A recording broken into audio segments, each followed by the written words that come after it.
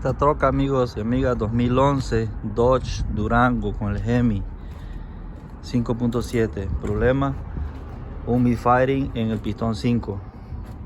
Pistón 5 sería aquí 1, 3, 5, 7. Y allá van los pares 2, 4, 6, 8. Problema aquí en el 5.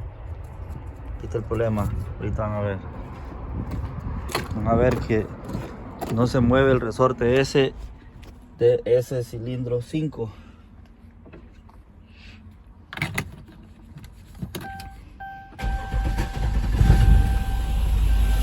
Borramos.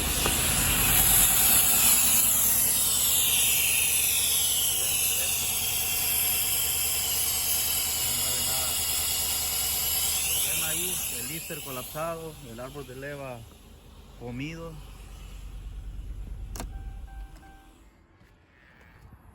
O algo así por el estilo.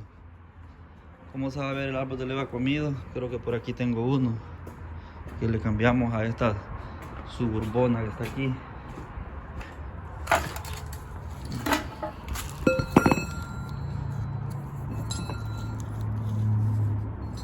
Aquí, en este de aquí. Miren cómo está comido. La leva debió ser así como esta. Miren cómo está. Por eso causa ese misfiring y ese tic, tic, tic, tic, tic. Espero este video les ayude y les haya colaborado. Bendiciones.